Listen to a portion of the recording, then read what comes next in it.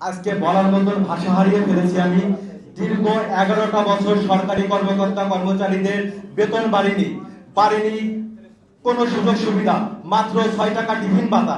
আমি আমার পরিবারের একমাত্র সন্তান, আমার 7টা বোন, আমার মা বৃদ্ধ, বাবা আমি যখন চাকরি পাই মাত্র 6 মাস আমার বাবা জীবিত বেঁচে ছিল। তখন আমার বোনরা বলে কি যে আব্বা তুমি কি খাইছো, বলে কি যে শাক ভাজি আর আলু ভর্তা দিয়ে ভাত খাইছি। তোমার বোন এখন সরকারি চাকরি করে, তুমি খাবা প্রতিদিন মাছ মাংস দিয়ে ভাত।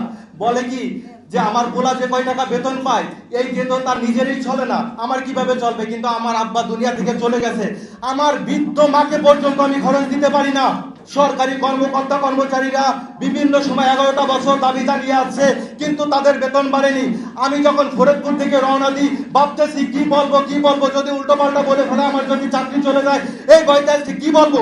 সেই কারণে আজকে মাননীয় প্রধানমন্ত্রীর কাছে দাবি জানাই, বিভিন্ন কর্মসূচি করতেছে, উন্নয়নমূলক কাজ করতেছে, কিন্তু কর্মচারীর পেটে ভাত নাই, তাদের পরিবারের সন্তানেরা লেখাপড়া করতে পারে না।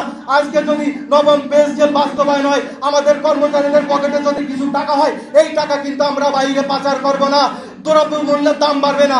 আমার এই বেতন দিয়ে কিন্তু একজন রিক্সা চালক সে সংসার চালাবে, আমার এই বেতন দিয়ে কিন্তু একজন সবজি বিক্রেতা কিন্তু তার পরিবার চালাবে, আমার এই বেতন দিয়ে কিন্তু একজন দিন মজুর তার পরিবার নিয়ে সংসার চালাবে।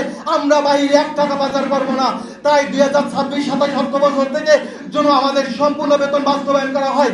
এখন আমাদের চাকরি বয়স লোকের মাত্র 29 বছর, কেউ যদি 30 বছর চাকরিতে জয়েন করে তার মাত্র 30 বছর চাকরি করবে। এখন 15 বছর যদি হয়ে যায় একটা পে স্কেল বাস্তবায়ন করতে, তাহলে পারা সেই বেচারা থাকলো কি, তার ভবিষ্যৎ কি, তার পরিবারের ভবিষ্যৎ কি, আমাদের কি সুন্দর মতন বেঁচে থাকার কোনো ভবিষ্যৎ নাই। আর একটা কথা প্রিয় ভাইরা বলতে চাই, আমি 20তম গ্রেডে চাকরি করি। আমি চাকরির পরে আমার বিভিন্ন সময় বাইরে কাম করতে হয়, হকারি করতে হয়। কেন আমার হকারি করতে হবে? আমি যদি এক বেলা হকারি না করি পরের বেলা আমার বাসায় বাজার করার সুযোগ থাকে না।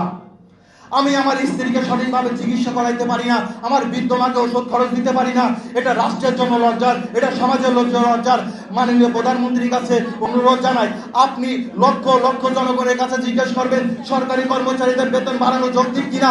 তারা এক সুরে সবাই বলবে যে হ্যাঁ যৌক্তিক, কারণ 8,250 টাকা দিয়ে এই বাজারে চলে না। এই জন্য মাননীয় প্রধানমন্ত্রীকে জানাই, আপনি হাজার উন্নয়ন করেন তাতে আমাদের অসুবিধা নাই, কিন্তু কর্মচারীদের ন্যায্য বেতন কাঠামো বাস্তবায়ন করতে হবে। এখানে বহু দূর দূরান্ত থেকে মানুষ আছে।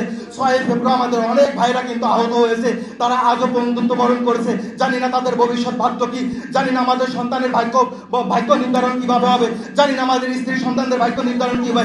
আজ যদি আমি অসুস্থ হয়ে পড়ি, আমার চিকিৎসা করার জন্য মানুষের দ্বারে কিন্তু আমার ভিক্ষা করা লাগবে।